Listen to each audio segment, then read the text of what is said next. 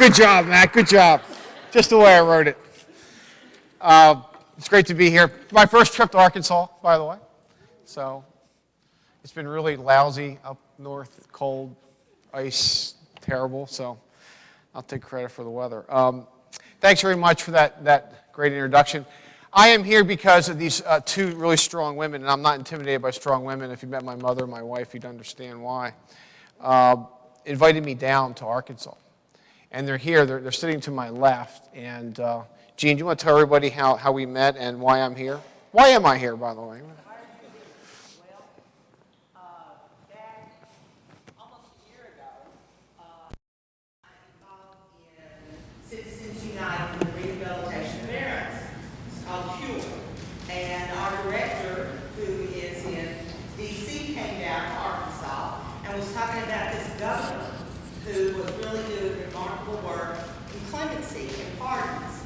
And he said, oh, by the way, he's a Republican.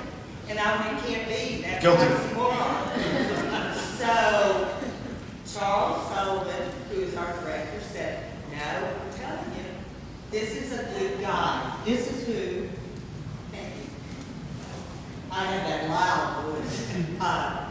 This is who you need to bring to Arkansas. And so I called the governor, and he said, sure, I'll be there. We gave him a date. He said, I'll make it happen. And so we are just honored and just thrilled to have you. Thank you very much.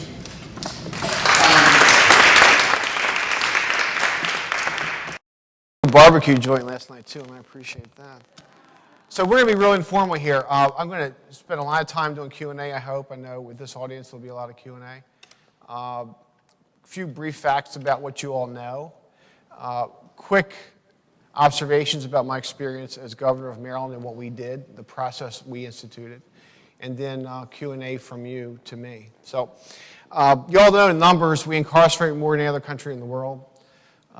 Latest numbers I have, in 1980, 150 per 100,000 residents. Today, over 750 per 100,000 residents, compared to less than 100 for Germany and France and 153 in Great Britain.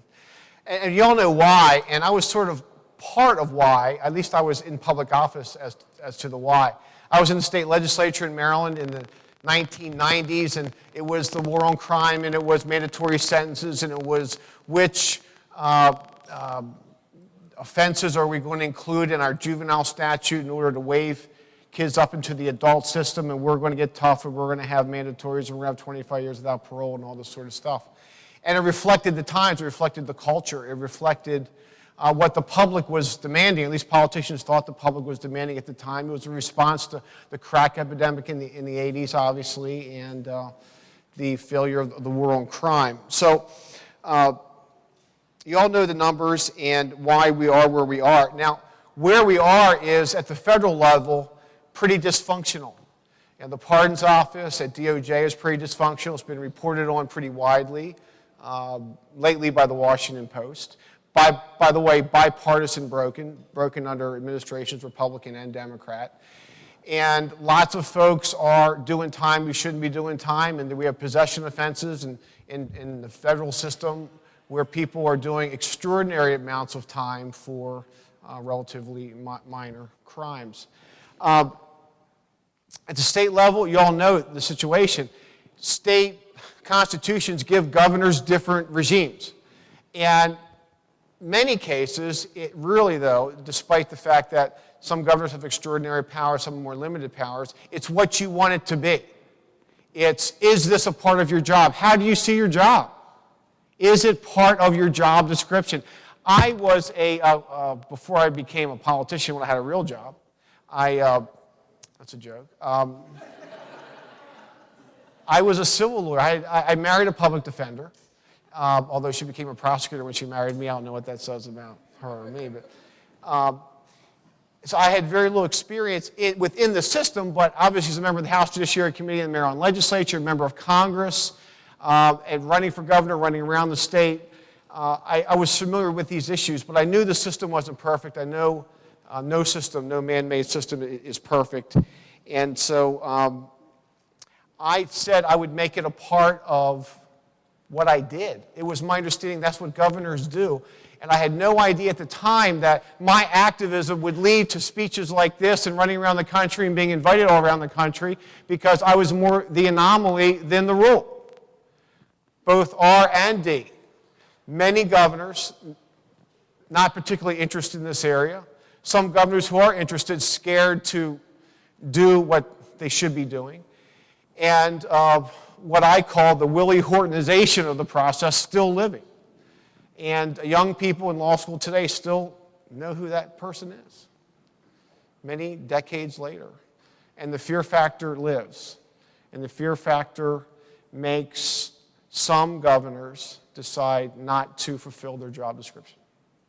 So that's why we're here, trying to light a fire, trying to get the law school hopefully here, where I spoke earlier today, to have the type of clinic that I started at Catholic University in Washington, D.C. You see the Attorney General today, Attorney General Holder, talk today, and he has in recent weeks, about some of what we're talking about today. There's some movement in Washington, D.C., but not enough. And to some extent, this doesn't take speeches. It simply takes resources. It takes commitment. It's a phone call to the pardons office. I want 50 files on my desk next week or next month. And we'll get to that in a second. But I think some of this is not brain surgery, but again, there's this political fear factor that's real. So in Maryland, I inherited this interesting situation where the Republican governor came in after a pretty liberal, progressive Democratic governor who had said life means life. We're not revisiting these cases. And I said, yeah, we are. And I didn't do it, as I said, because I wanted to be some hero. It was just the job description. And so I did know, however, if we were going to do this, and my staff was saying, what are you doing? We're Republicans in Maryland. We're rentals to begin with. You want to do this? What political advantage are we going to gain by doing this? And the answer is generally none. The left doesn't trust you. The right really is not interested. And so why are you doing this again, Gov? Why are we doing this? And that was my wife. Just kidding. But my senior staff, that was certainly a thought. And again, we said we were going to do it, and we did it. But I also knew we couldn't do it dumb. We had to be smart. And by being smart in this context, I mean you don't feed a media who doesn't trust a politician by doing something counterintuitive. Republican governor, Democratic state, I'm doing this, counterintuitive. The press isn't going to buy it. They're going to look for all sorts of nefarious motives. And so I knew our goal at the very beginning was to talk about it, be transparent about it, be predictable about it, be unsexy about it. Because the press doesn't like politicians to surprise them. And when the press gets surprised, they tend to make you a headline every day. When the press is following you and you're doing predictable things in a normal manner, they tend to become less interested. And my goal was to get the right senator. They become less interested, right? Because they're bored. There's no story there, right? Honest people doing honest things is not particularly the front page stuff. Nobody's surprised.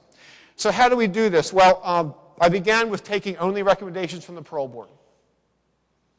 And by the way, we had an assurance that I would also confer with the victims' rights organizations. I caught a break. I was a member of the state legislature going back as governor after Congress. And so the victims' rights advocates, very powerful in Maryland, knew me. They trusted me. And vehement opposition from them would have been a problem. We still would have done it, but it would have been more difficult, no doubt about it. But the lady who ran the organization was okay with what we were doing, which was a big break. So in Maryland, you have statutorily a requirement that my decisions were to be published in major newspapers, which my press secretary didn't like, obviously, because he had to go in front of the press and say, this is what the governor's done. So transparency was key. Predictable process was key. Communication was key. I made it a regular talking point in my public pronouncements.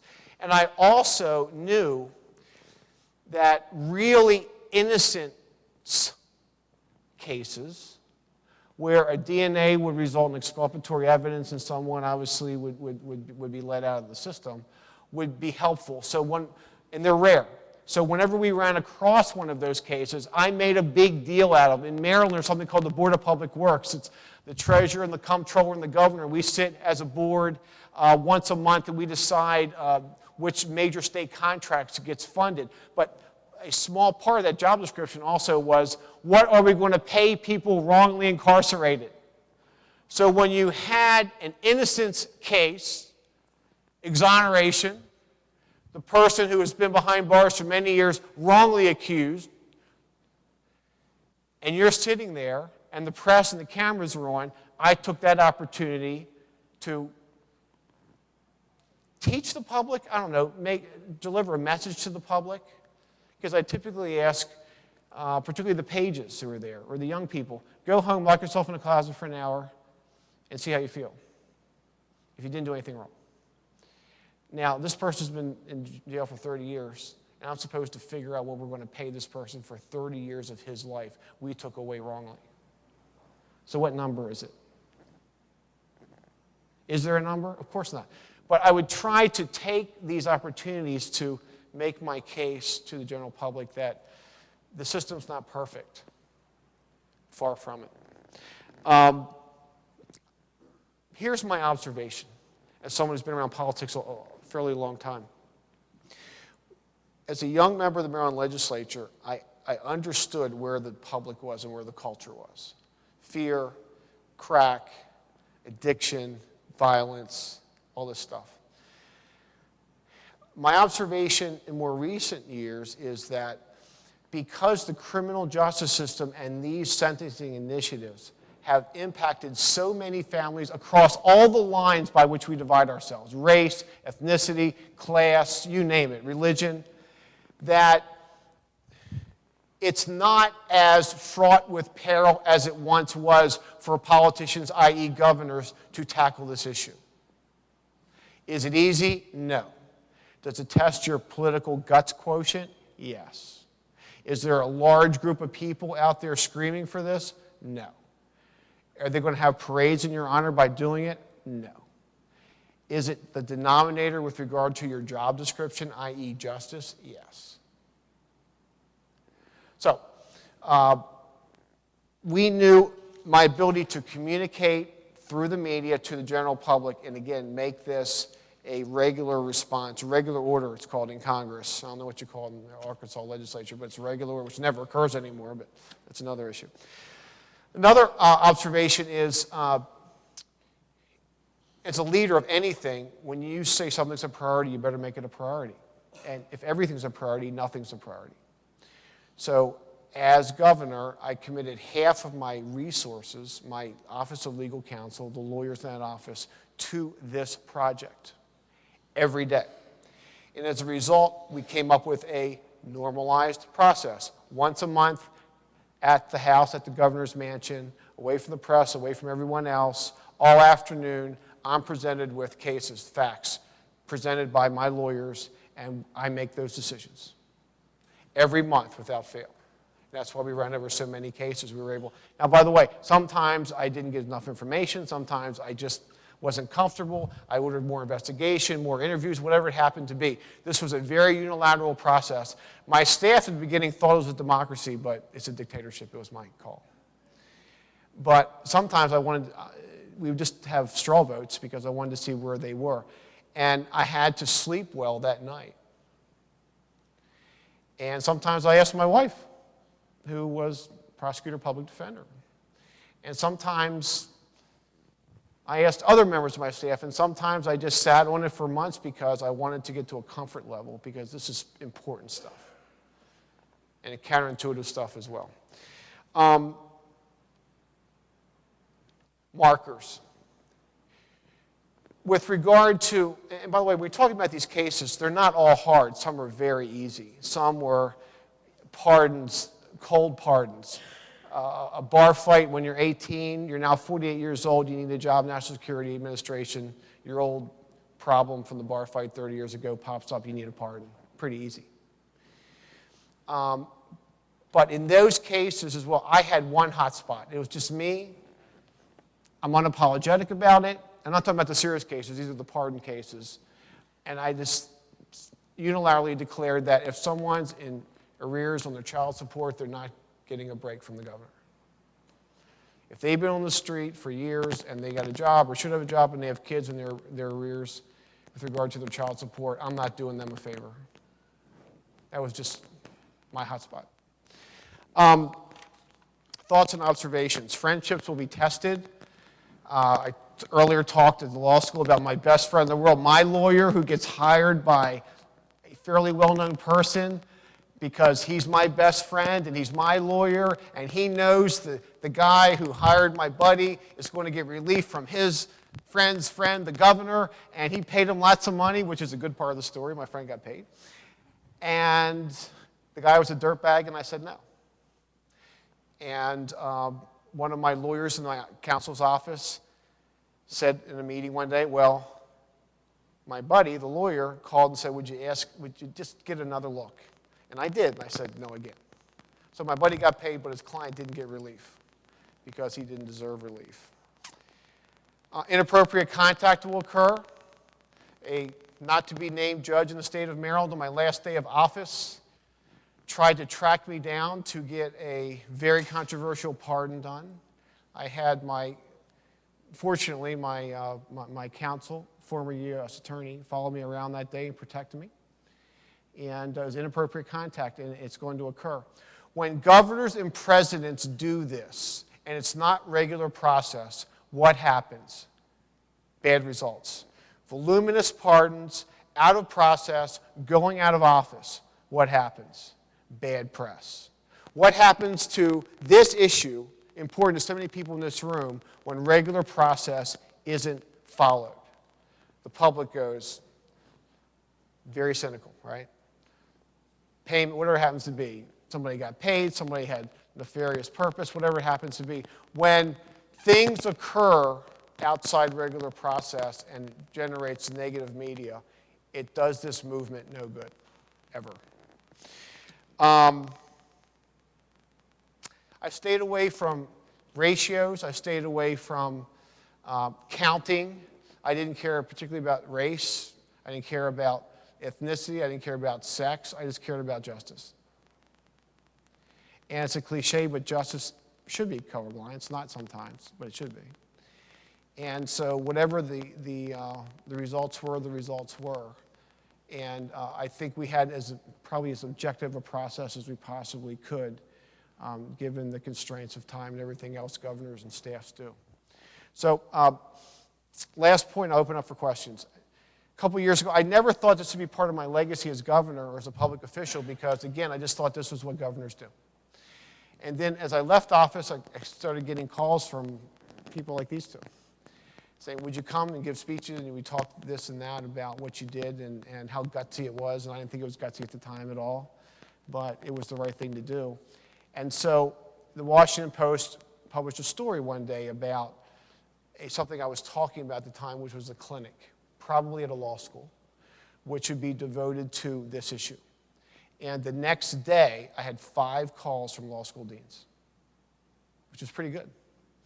And long story short, I looked at the proposals from the law schools. Catholic University, Columbus School of Law gave me, I thought, by far the best proposal. We entered negotiations. We signed a contract, and my clinic is at Catholic, and which is kind of interesting because I'm a Protestant. And I was told after the fact that having something named for Protestant at Catholic University is kind of a big deal, which I didn't realize at the time. And so we are in our first year of operation. And it's really a 3-pronged program. And I made the point at every law school, and I made it today, that it shouldn't be an innocence project. It should be a criminal justice reform project. And that includes innocence, but also includes collateral consequences, includes commutations, pardons, the whole 9 yards. There's a clinical aspect to it, obviously, because not in innocence projects, you could have 3 generations of law students work on the same case and still not get relief. Where in many of these cases, you could have literally in the same year, a student work on a petition and have that petition either granted or denied. Pretty cool if it gets granted in the same year. There's plenty of work there. So the clinical aspect here is real and important.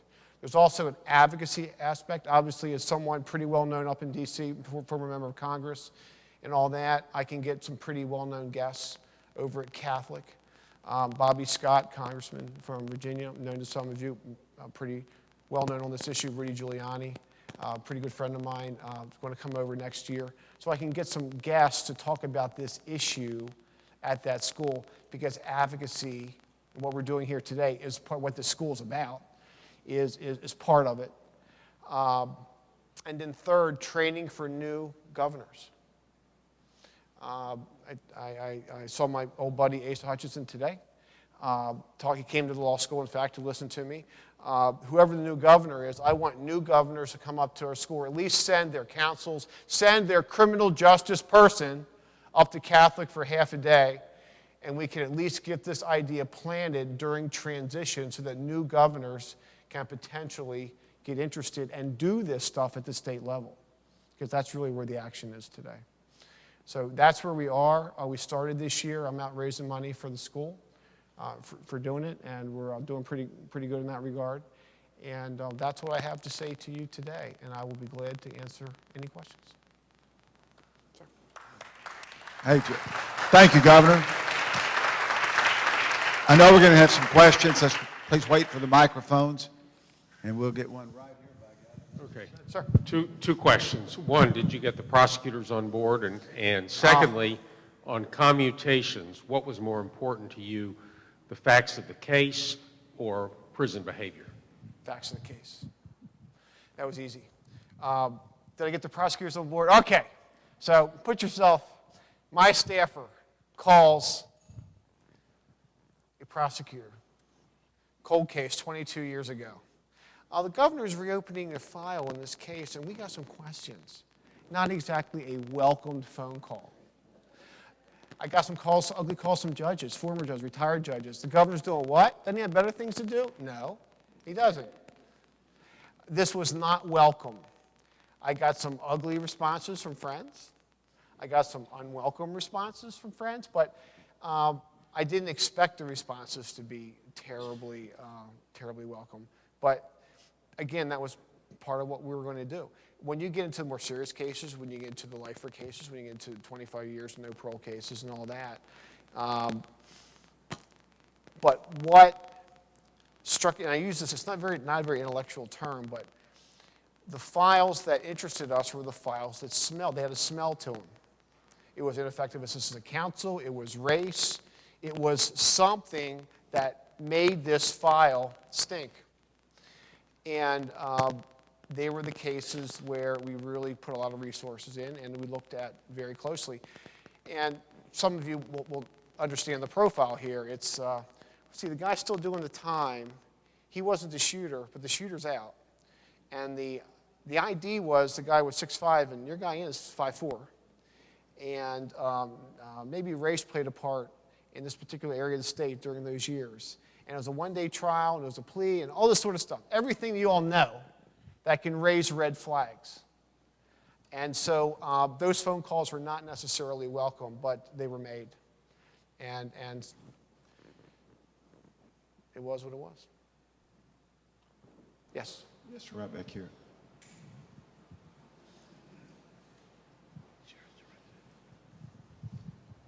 Governor, if I may refer to you as such, while you were in office, approximately what percentage of your budget allotted to the criminal justice system would you have saved for the state of Maryland had nonviolent offenders had not been incarcerated? About how much would you say? I don't know.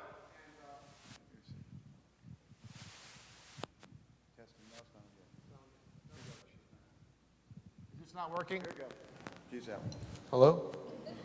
Hope I didn't bust it.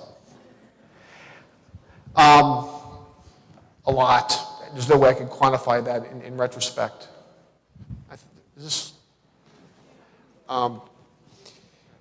And I would just caution, and you notice I did not bring up fiscal consequences.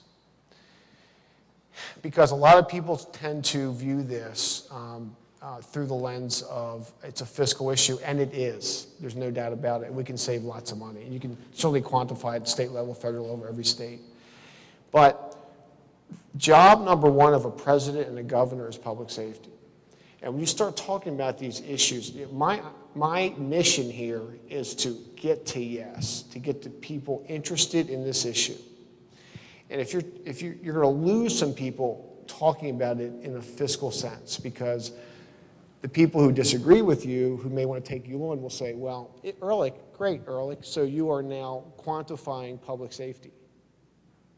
In order to, and that's, once you get charged with compromising public safety, you are on the defensive.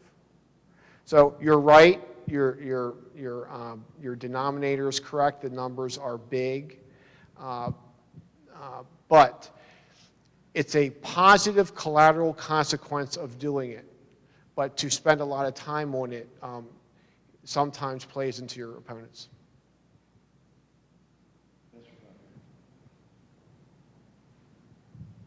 Hello again. This morning, Attorney General Eric Holder endorsed a plan to reduce sentences for certain drug offenses, which he said could reduce, and I'm quoting here, the federal prison population by more than 6,500 inmates in 5 years. You can quantify that, sure. Mm-hmm.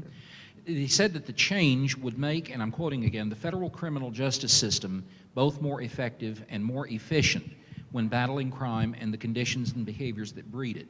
Do you see any actions such as that having an influence or a trickle-down effect on similar moves, similar steps that would be taken at the state levels? This is the bully pulpit. And it's not just the substance of revisiting some of these statutes, but it's the bully pulpit. That's what presidents do, that's what governors do, of course. The issue here, however, is it's easy to talk about conceptually. But particularly if you're in a tough state, it's not easy. There is no outcry. There may be some outcry from folks like you, representing groups that you're representing. But believe me, you're a vast minority. And a lot of people think maybe he didn't do the crime, but he did something, so, right? I mean, that's just, it is. It's just the way we are. So I think this president so far has missed an opportunity to make this a major issue. From the Attorney General the last couple months, we see more of this. Good for him. I'd like to see it come from the president. And because to the extent it comes from the president, I think some governors will feel empowered to talk about it more. It's the bully pulpit. It counts. It influences public opinion. Senator? Hello. It's going. Well, I have so many questions, so I'm putting the room on notice. You better step into the space and ask yours after I ask this one, or I might do it. But, Governor, something that's really difficult for me these days and vexing is that it almost seems really sexy to, although we don't want this to be, to talk about a forgiveness aspect for nonviolent crimes as opposed to something that might have been violent. Mm-hmm. And I find that hard to deal with for two reasons. One, the district that I represent, there is a very disproportionate number of folks who are in prison because of violent crimes as opposed to drug crimes. And I'm just, in a country that glorifies managed violence called football. We have this weird... I'm a former college football player, so yeah, and I'm a former jock, so I can say these things. Okay, I would give you an elbow on the basketball court. That would hurt. That's a challenge. That's a challenge. All right. But I'm wondering, did whether or not a crime was violent or not violent play any part in your initial desire to even look at somebody's issue? Well, it does by definition, because the more violent the crime, the longer the time, and the more they're going to be in this quote-unquote game, so the process. So of course. And the answer is an honest answer, yes, sure. The subjective factors here were, and so you brought up behavior within the system. That's a subjective factor, of course. Severity of crime, yes. Length of time from offense, yes. All of these are subjective. I can't weight them, but they all certainly played into it. But even that, if something, again, smelled, that would not dissuade me. In fact, that would energize me, because that usually meant a harsher sentence for someone who should not have received a harsher sentence. Someone behind bars today who should not be behind bars. So it worked both ways. Thanks for coming here today, by the way. I know you appreciate it. We'll talk about football later. Okay. Governor, first of all, congratulations on the great record you had. Thank you. I'm curious, though, as to, I guess, the more detailed approach to your selection criteria, and whether, like, for instance, a jury verdict, was that responsible for the person's criminal or incarceration, or was it did you concentrate more on plea bargains? Didn't care. Did not care. I did not care. It was, I did not care. It wasn't particularly germane. I mean, I may have looked at it, but miscarriage of justice can occur in all sorts of contexts. So it really was not terribly germane. Question right back here. Dr. Singal. Sir. Governor, I have a question, but I'd preface that with a statement, Yes, if sir. I may. I have very keenly followed the life of Mahatma Gandhi, who was a lawyer, and one of the things that I learned about his career as a lawyer is that he settled almost 99% of the cases that came to him outside of court. Whether it was through arbitration or mediation, because he fundamentally believed that if a case, was in court, it was pitting one party against the other, and it did not, there were winners and there were losers. So the question that I have is about sort of the continuum of litigation. And I don't know if I'm wording this correctly, but I'm thinking about crime or bad deed punishable by law, which goes to trial, court, decision, judgment, incarceration, and then of course the continuum of what one can do, pardon, for instance. So I wonder, clearly you have a legacy with respect to looking at this issue at a certain point in time. Once a judgment has been passed, somebody's been incarcerated, and you look at the facts to make a decision. So my question is, what can we learn from the principle embodied, let's say, by Mr. Gandhi's notion of that in a continuum of litigation, there may be many points to intervene. And what role do public officials, what role do elected officials, governors, perhaps have to play at these various points of entry? I'll interpret your question as pertaining to recidivism. Okay, is that fair? And governors have dominant roles to play. And we did. Everyone in this room and everybody outside this room understands that most crimes, violent crimes in our society today are committed by or caused by addiction. Addiction is the great denominator. We all know it. So, yeah, and governors get to spend, I got to spend $30 billion my last term, my last year. So budgets speak to your priorities. They reflect your priorities. And so we had some really innovative programs devoted to cognitive redevelopment, drug treatment, programs attacking recidivism. Every state has incredibly high, I don't know, what's your rate here? What's your number, do you know, offhand? It's high. It's high, yeah.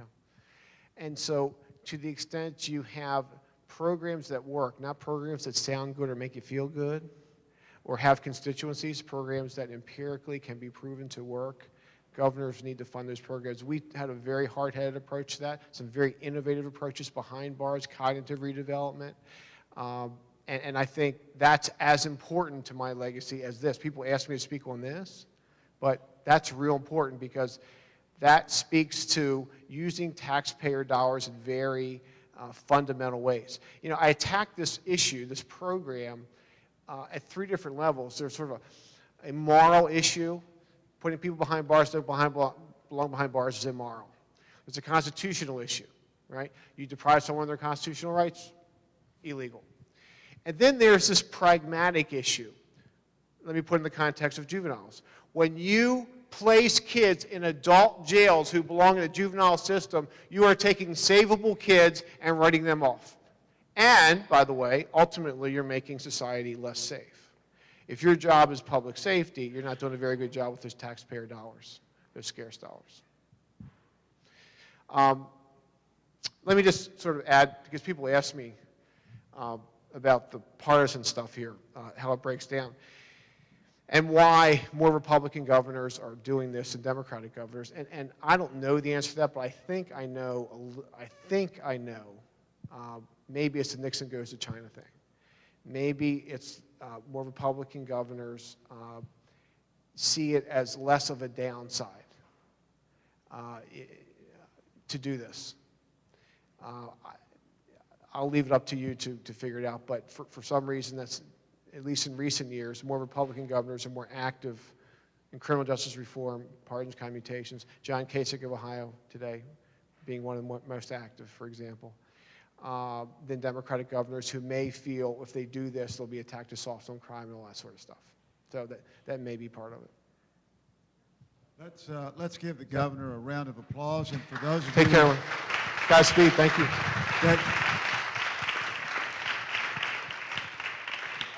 We may have more questions, so come up and visit with him after the program. Thank you all for coming. Governor, thank you for being here. Great job.